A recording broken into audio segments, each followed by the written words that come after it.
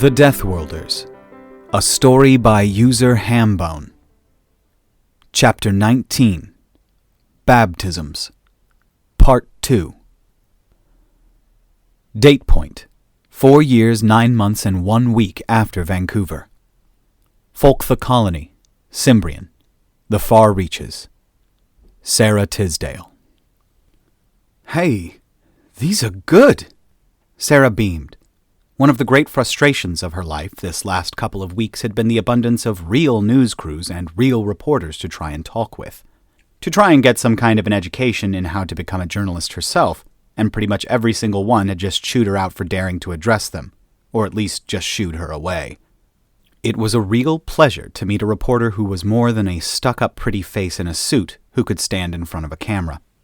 She blushed happily as the Al Jazeera reporter scrolled through her camera, admiring shots she had taken. It kind of helped that he was really handsome, too. Oh, he suddenly examined a few of her snaps with considerable interest. These are some great before shots. We could use these for our next report. You could? Oh, yeah. This one. No, this one especially. Hey, you used exactly the right filter on this one. She knew her ears were going pink, but was too happy to really care. Thanks. Tell you what, I think I've got some... Yeah, here you go. This is our standard contract. If you can get your folks to sign this on your behalf, then I can use your pictures and you'll get credited and paid for them. Does that sound good? It sounded like everything Sarah wanted, and her delight didn't contain itself. She practically bounced on the spot as she took the paperwork and her camera back and dashed away, promising to get the pictures to him ASAP. The mental image of her own name appearing on a global news broadcast had her so distracted that she only noticed the convoy of trucks when a hand grabbed the back of her collar and firmly yanked her back from the road. Watch yourself there, love. Sarah watched the huge vehicles rumble by, thoroughly sobered by the sight of those huge, crushing wheels that she had very nearly run under. Shit, thank you. Captain Powell seemed amused, which was a strange sight on his face. Usually he looked so intense. Oi, didn't your mum and dad teach you not to swear?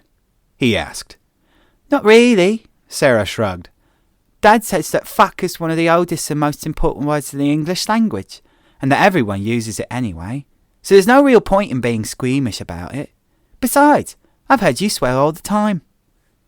This seemed to amuse the captain to no end. Aye.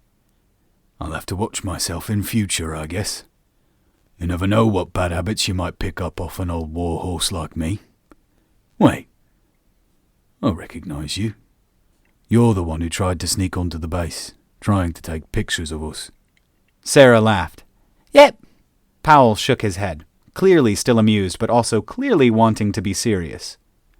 You know that's all top secret stuff in there, eh? He asked. All those classified tents in porter cabins? Sarah teased him. Please, it's not like I actually managed to sneak onto the base. Powell grunted. Yet, she added. By heck, you've got some cheek, he said, but the glitter in his eyes said that he enjoyed that, to some extent. Seriously, though, you could have gotten very serious trouble, and the only reason you didn't is because I'm a big softy, and I don't want to have to throw that kind of trouble at you. It'd ruin your hopes of becoming a journalist. What, for being curious?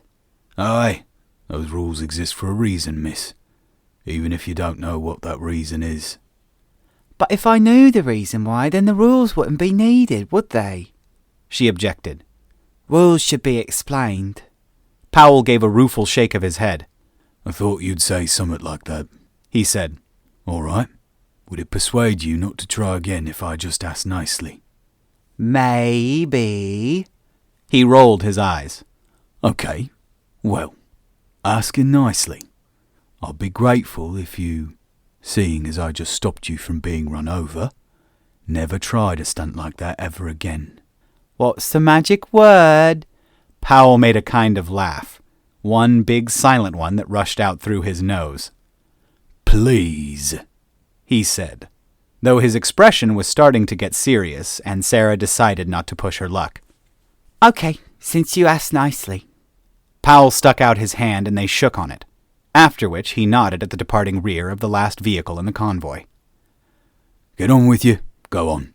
And try not to become the next Lorry's hood ornament, eh? I'll be careful. I hope so. My arm's not that bleeding long. Off with you. Date point: 4 years, 9 months, and 1 week after Vancouver. Starship Sanctuary. Free Trade Station 1090. Endless possibility. The Marakwal System. The Signal Stars. Julian Etzicity. That was an apology, dumbass. You're kidding. Giving me a gun is her way of saying sorry? Lewis laughed. He was surrounded by holographic screens, the central one of which was, for now, blank.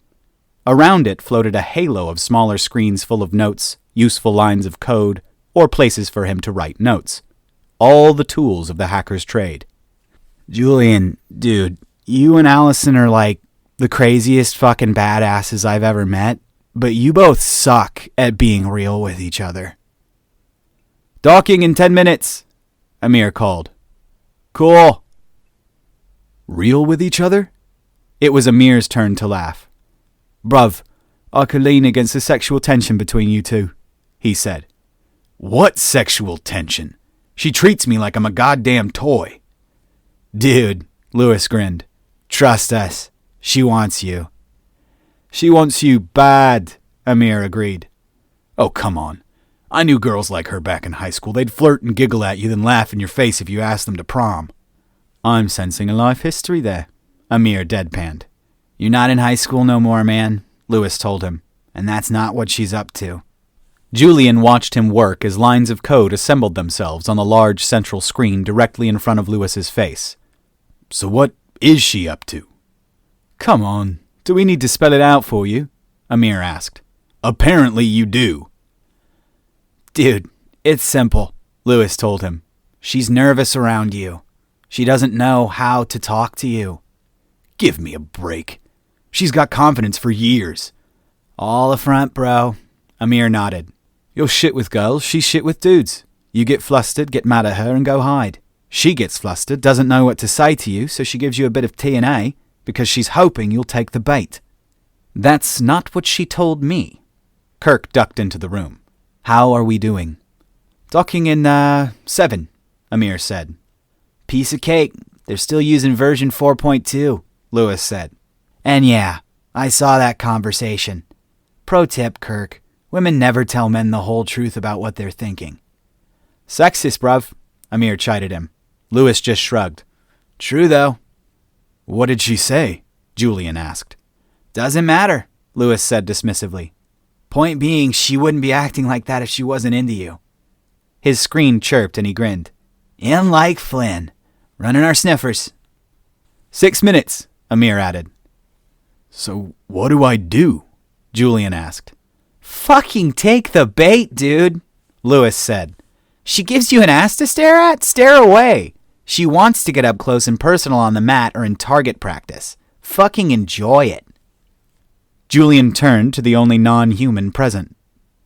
Kirk? Leave me out of this, the alien said. I don't do that whole cliched alien commentary on human behavior thing. Isn't that itself a... Amir began, then abandoned the question when Kirk gave him what they all guessed was a tired, patient stare, though the effect was spoiled slightly by the fact that the positioning of his eyes made it hard for him to look at anything nearby with both of them. Never mind. Docking in 5 minutes. Mark. I still kind of feel like I'm being used, Julian objected. Kirk slapped him upside the head as hard as he could. Mind on the job. You two can sort it out between yourselves. Chastised, Julian nodded. Right. Sure. What have we got, Lewis? Oxygen recycling, grav plate power draw, and... Yep, food ration dispenser bills are all up by a bit next to her population, Lewis said. Right up to half an hour ago. Reckon we've got a human on board, boss. Good. Kirk did one of his slow nods. We're a long way from Hunter space here, so hopefully he's been able to live openly. Hey, this is weird, Lewis added. What is? Looks like all those metrics spiked by 1 human's worth about 5 months ago. There was somebody else here, but they either died or moved on. And there's nothing in the census logs about a dead human, so... Yeah, she moved on. She? Yeah, definitely a woman. The one still on board is a dude. Amir frowned at him. How do you know that? He asked. I programmed the sniffer to check the sewage processor logs for hemoglobin contamination warnings every 4th week. Huh? Blood, dude. Every month. Think about it. Amir blinked, then realization dawned with an uncomfortable grimace. Oh, right. 3 minutes. Weird, though. See here? This was just her, then there's 2 of them on the station for like a week or so, then it's just him. You think they didn't get along? Kirk patted Lewis on the shoulder and turned to Julian. Go get Allison and meet me at the airlock. Do I, Get over it, Julian. I need you 2 working together. You can sort out your... when you're back in deep space. Yes, boss. Something else, Kay, Lewis said as Julian exited the flight deck. What? I've synced with the military relay. Look at this. Lewis called up a graph of 4 writhing colored lines. Piracy, smuggler activity, Alliance scouts, and hunter raids. The hunter line became a vertical cliff at a date 3 weeks previously. Kirk leaned in as if by his taking a closer look the data might change. No sightings? No raids? Nothing? Just this. Lewis zoomed in a little, and a tiny blip in the otherwise flatlined hunter activity became visible. What is that? The whole swarm of swarms, tracked by a Kuambora listening post, hauling ass back towards hunter space at 90 kilolights. As Kirk stood back up, Lewis looked at him. What does that mean, dude? Kirk's forearms described a convoluted approximation of a human shrug. I have no idea, but it worries me. Date point: 4 years, 9 months, 1 week, and 2 days after Vancouver. Folk the Colony, Cimbrian, the far reaches. Ava Rios. Returning to Cimbrian was a lurch, not least because the trip was so much more crowded this time around. Everyone was jammed in as much as was safe. Adam wasn't there to see her step through the decontamination field. Gabriel was. She wasn't sure if she was ready to face him yet, but... The thought was abandoned as he stepped forward and hugged her. Hard. Me asustaste, he said simply. Tears sprang up unbidden.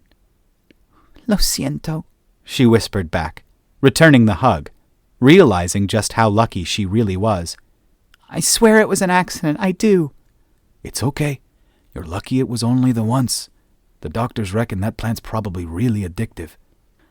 And the Tisdales and a few of the others who were using it are apparently really suffering. He turned back down the hill towards the town, which seemed to have grown alarmingly just in the few days of her visit to Earth. How are you feeling? It sucked, she confessed. I had the shakes. I felt weak. It hurt. Weird how there's no drug on Earth that'll hook you so bad. But there is here on Cimbrian, Gabriel mused. Where's Adam? Swimming. That brought a slight frown to her face, which she tried and failed to suppress. Okay, so her return to Cimbrian had only been authorized an hour or so ago, so if they'd gone down to the lake, there was no way he could have known. But it still bothered her that her boyfriend was hanging out with Sarah, and how. Have they been doing that a lot? She asked. Well, they still have a lake to swim in, yeah. They passed the Faith Center. There really were a lot of people running about the place, wearing tough clothes, 1 or 2 half wrapped up in plastic protective gear. A gang of men she didn't recognize were busily moving crates and pallets of equipment out of the barn that served as the cargo terminus for the jump array, hoisting the equipment easily in the low gravity. Why wouldn't they have a lake to swim in? She asked. And are these those research teams you mentioned? What are they doing here? Gabriel stopped. You mean you didn't hear? He asked. Hear what? Date point: 4 years, 9 months, and 1 week after Vancouver. How are you finding it, sir? The captain didn't hear her at first, but eventually the question seemed to percolate into his brain. McDaniel could hardly blame him. Her own experience of Gowan politics was an awful lot like trying to conduct international negotiations with nations that occupied the same land, cities, and facilities, rather than having their own geographic territory. It wasn't that Gowans were deliberately abstruse, or at least not more so than any human diplomat. It was that the only time you could be absolutely certain which clan a given Gowan belonged to was if they happened to be female. That fact alone might have been a comfort and help had Gorai been home to a larger female population. Apparently, the route from homeworld to colony was less than perfectly secure, and more than one colonial transport had gone missing en route. The Kortai Directorate had been unsuccessfully implicated in a few of those cases, the Hunters in most of the rest. And the best efforts of the male naval clans to patrol the space lane linking the two worlds had not completely restored a sense of confidence that might encourage mothers to bring their sisters and cubs with them to the new world. Despite the much larger population and more complete infrastructure, Gorai was in some ways less of a success story than Cimbrian. In any case, 2 weeks of dealing with Gowan politics was starting to wear on her sanity, and she was much more comfortable with such things than the captain who, she guessed, had probably been staring fuzzily at the same document for 5 minutes before she entered. "Sorry, Lieutenant, what was that?" "I asked how you're finding it, sir," McDaniel repeated herself, patiently. "Like hiking through a minefield," Bethany confessed. "This is a diplomat's work, not a ship captain's." McDaniel nodded. "I brought you a cup of tea, sir," she said, setting it down. Technically, as Caledonia's first lieutenant, delivering tea was a bit below her, but she had always found that little touches like that went a long way, especially when it came to meetings involving sensitive information. The captain accepted it, as if she was a beneficent angel. "Good news, also. I think we may be able to eliminate Father Mo from the list of potential hierarchy agents," she said. "The out-of-character behavior Father Reiki mentioned to you is almost certainly because the most recent cub he sired died shortly after the birth." "With their medical technology, I'm amazed that still happens," Bethany mused, reading the note she handed him which elaborated on the subject. "A genetic defect?" "Yes, sir. A mutation. Not his fault, but if I understand their society correctly, then that kind of thing carries a substantial stigma and has probably shot his chances of ever arranging another mating contract ever again." "Plausible," the captain conceded, "but I'm not convinced it's enough to take him off the list entirely. The hierarchy are ruthless. They might have arranged the cub's death to provide plausible deniability for his behavior. Knock him down to a yellow." McDaniel nodded and jotted a quick note to herself. Recording the instruction, orders fresh from Earth, delivered by a member of Tall Hockey Flight, were now to assume hierarchy activity wherever neural implants of any description were involved. Given that neural augmentations were practically ubiquitous among Gowan diplomats and senior clan leaders, that meant that every single one had to be considered not only in terms of what they were trying to achieve for their clan and their disposition towards humanity, but also in terms of their potential to act as hierarchy agents. Bethany's comparison to hiking through a minefield was, if anything, an understatement. The orders had included a rough-and-ready risk color code to try and classify the probability that any given person was host to one of the enemy, running from green, no implants, then yellow for lowest risk up through orange, possible, red, likely, and finally black for confirmed hierarchy agent. Of course, the mere existence of the hierarchy was still need-to-know information, but Caledonia's captain and her first lieutenant both definitely needed to know. Bethany signed a few more documents, sipped his tea, then leaned back and stretched. McDaniel could hear the popping in his spine as he worked the kinks out. "God, I'm sick of politics," he groused. "What's that you've got there?" He indicated the folder she was carrying. "Latest update on the Type 2 space destroyers, Captain." She handed it over. "Ceres Base is restructuring, but a lot of their people are recovering from having their translators removed, including the team leader who was overseeing construction of the shipyard. The project's delayed by a good few months while they find a suitable replacement or wait for him to convalesce." Funny how getting the damn thing installed was so easy, but getting it out, again, proved to be so major. "Well, it might work to our advantage. BAE say that the delay is giving them time to test some systems that they would like to update the Type 2's design with." Bethany snorted. "A bird in the hand, Lieutenant," he said. "Not to argue with you, sir, but I don't think we can count on the hunters to have failed to learn anything from our last battle. Some new tricks might be just what we need to keep our edge. On which note, any news about Myrmidon? McDaniel shook her head. As per their last prediction, I imagine, sir, seeing as we haven't heard from them. Good, I suppose, Bethany said. You suppose, sir? Oh, this is more Manning's thing than mine. I keep hoping they'll make a sudden, unexpected leap forward so we can take over. He tailed off as he sipped his tea again. How soon can we be done here? We're fully charged and the last of the ETs shipped out this morning. We've had a request from Johnathan, however. We have? He said he wants to come back to Cimbrian with us. Apparently he's attracted a few males to join him in forming a new clan, and wants to set up a Gowan enclave and embassy in Folktha. Bethany considered this. He is aware of the ecological disaster, right? He says so, sir. Yes. He says he's confident that they could protect themselves. Fair enough. What's in it for us? He's offering to bring a Dominion spec FTL comms relay with him, sir. For us or for the embassy? One each, sir. Bethany raised his eyebrows at her. She smiled shyly. Yes, Captain, you do have me to thank for that. How long does he need? 2 days, sir. Well then, sound out the Gorai Planetary Authority. Ask them if there's any way we can arrange shore leave for some of the crew during these 2 days. What precautions they would want us to take and so on. And tell Chief Williams that I will be coming down like a ton of bricks on any seaman who displays anything less than exemplary behaviour during shore leave. Aye, aye. Will that be all, Captain? Thank you, it will. I need some rest. See you at 0600. Yes, sir. Good night. McDaniel let herself out and took a second to catch her breath. There were moments when the sheer strangeness just caught up with her. The promising start to her career as a midshipman aboard the decidedly aquatic HMS Duncan really hadn't prepared her to be first lieutenant aboard a captured alien spaceship, nor for negotiating with an alien species, let alone one that looked so disarmingly Procyanid, and all just days after a vicious skirmish with monsters straight out of a Hollywood movie. If it were just those things, she speculated that maybe she'd be adjusting. But when Johnathan had expressed an interest to live among humans and study Buddhism, and had attracted friends who shared that interest, it kind of drove home the fact that less than 5 years ago, during her first days aboard HMS Albion, humanity had still been treating the idea of being alone in the universe as a big unanswered question.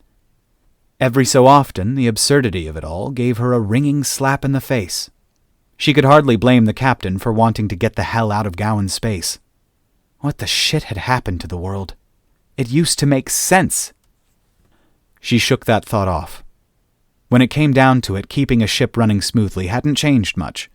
The universe might have turned out to be indescribably weird, but the realities of a warship were a comfortable anchor. She ducked past a petty officer and his team, who stood aside en route to whatever they were doing, and bustled towards the bridge, glad to be busy. Date point: 4 years, 9 months, and 1 week after Vancouver. Free Trade Station 1090. Endless Possibility. System: The Signal Stars. Allison Bueller. Christ! What? I think I found our human.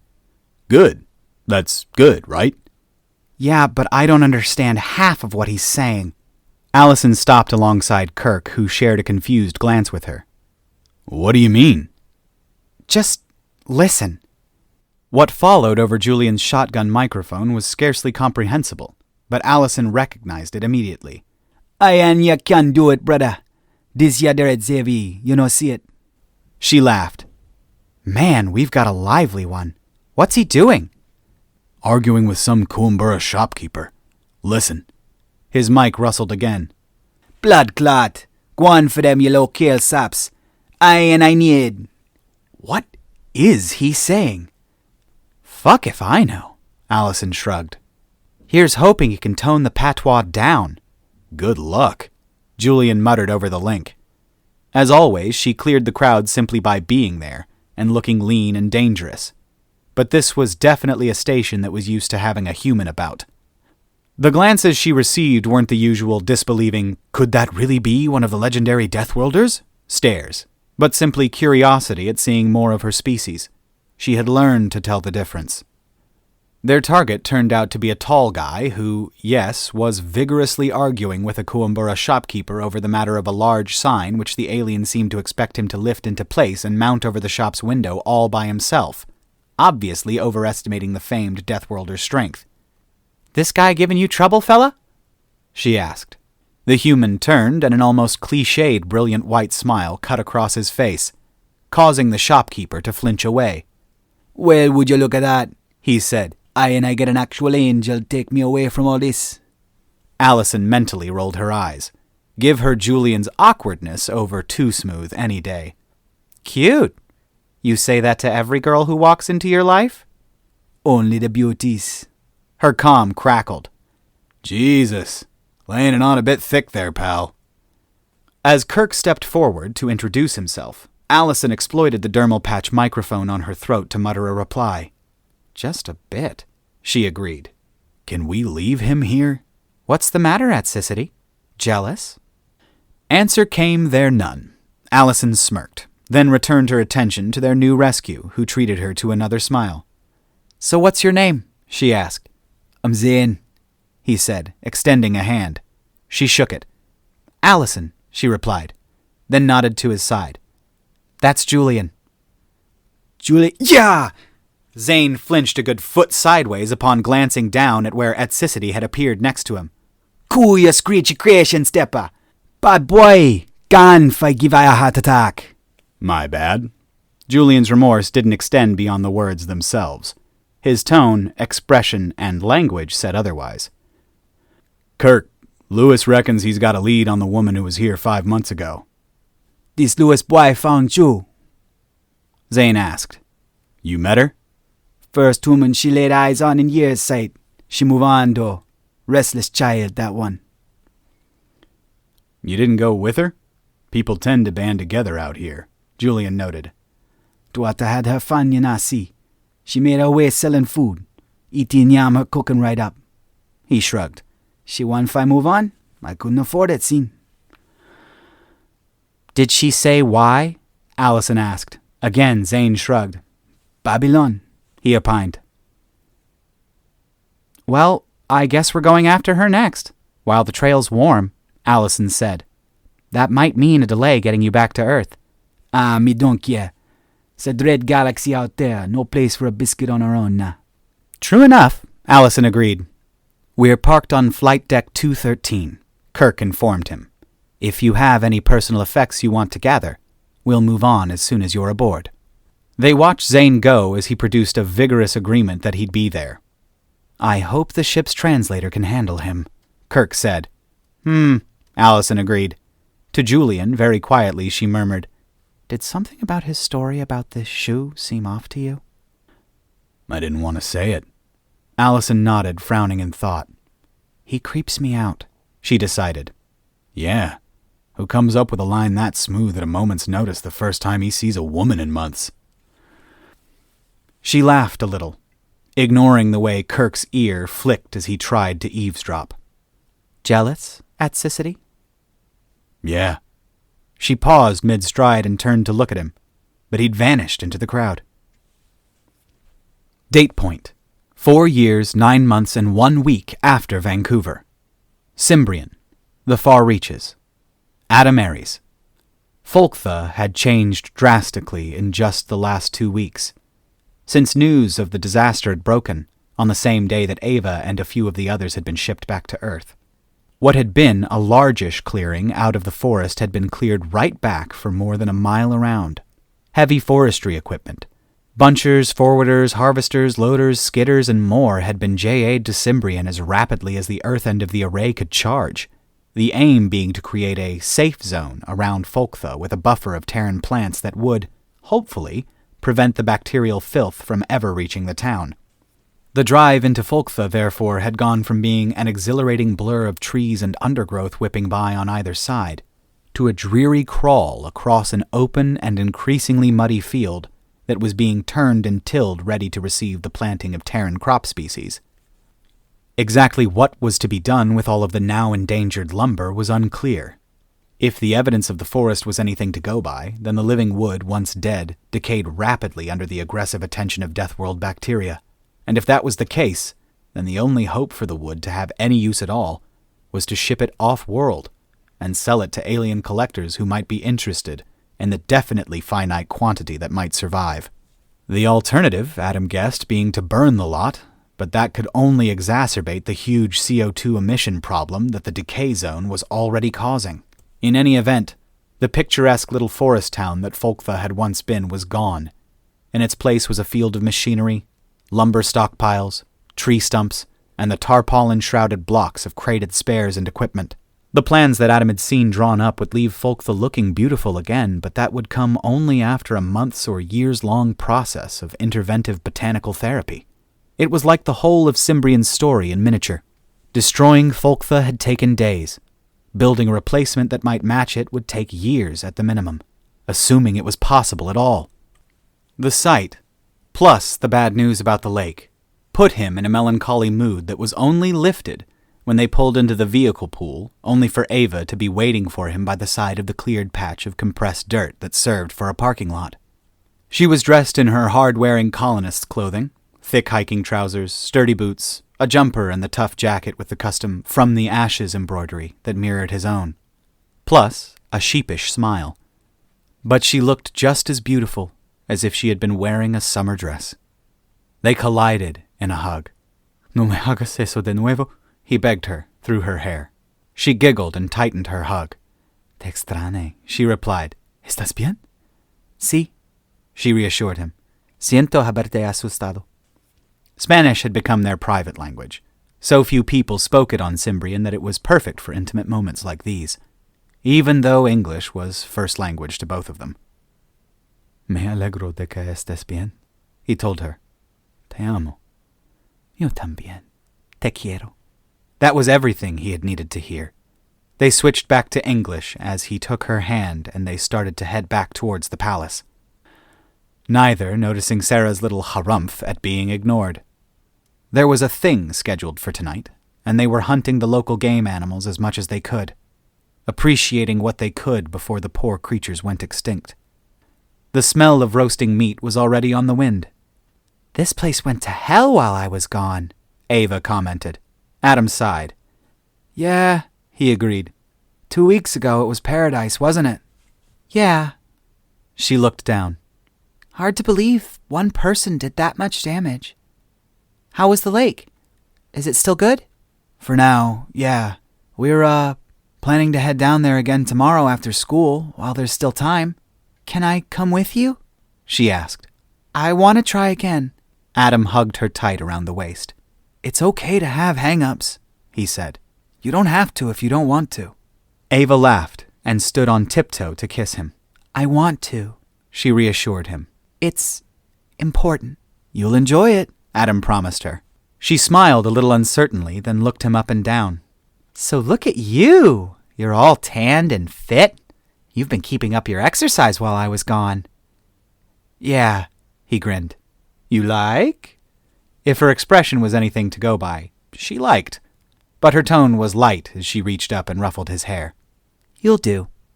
They stood aside as a mule towing a variety of heavy equipment grunted its way down the street, which was beginning to be in dire need of a proper asphalt surface. "Where the heck did that come from?" Ava asked. "The jump array's over that way, isn't it?" "They built a new one." "Who did?" Adam indicated a team of men in high-visibility jackets and hard hats, who were riding in a trailer being towed by another mule as they bounced past. "Some guy called Moses Byron got involved," he said. "Big billionaire hombre. Said some stuff about wanting to turn Cimbrian into the breadbasket of the human race." He shrugged. "Like half these people work for the guy. They've got their own array over that way now. Twice the size, and I heard they're going to build one twice the size of that." "How the heck is anybody keeping this whole thing organized?" Ava asked. "You got me. I don't think anybody really is," Adam told her. "It's been insane. There was like a quiet day or two after the news broke, and then people and gear just started arriving and it hasn't stopped since. Dad reckons we're either going to completely screw this up or settle into a rhythm sometime soon, where we can start getting organized again. But for now, he called it anarchy on a good day. I offered to help out with policing, but he said no. You sure he didn't say over my dead body? Adam laughed. Yeah, that's closer, he admitted. There was swearing. Do you think there's anything we can do to help? She asked. I wish, Adam said. I've been trying to find something useful to do, and everybody says things like, just don't get in the way, kid. Or whatever. Ah, she grimaced. I hate that. You and me both. I need to be doing stuff, you know? Tell me about it. I had a lot of time to sit and think in the hospital, and it just... She trailed off, but Adam knew exactly what she meant. Quiet time, thinking time, was remembering time. Remembering time hurt. One of the news crews that was covering the unfolding events on Cimbrian because the reporter had a SoCal accent and tone of voice that reminded him painfully of his mother. Hey, you're here, and I missed you, he said, taking her hand. Can we just forget about all this and just hang out? She paused, smiled, and wiggled her head into his shoulder, hugging his arm as they approached the warm and noisy circle where the first of the night's whole roast was just starting to be sliced up. Yeah, she agreed. Let's do that. All right, guys, that is going to be it for this one today. Thank you so much for being here with me. Thank you for watching. Thank you for listening. Thank you for helping this channel grow. And thank you for telling 5 friends who then tell 5 friends who then tell 5 friends and, growing the channel. And if you could all start telling 20 friends instead, that would honestly be great. Thank you. But anyway, guys, if you feel like it, like, comment, and subscribe. I always appreciate that. And today, I am wondering how you all feel about anime or manga or whatever. Does anyone have a favorite? Does anyone hate it and think I'm a weeb now? Which, fair enough. Yeah, probably accurate. Oh, anyway, guys, I love you. Thanks so much for being here. I will talk to you later. Bye, y'all.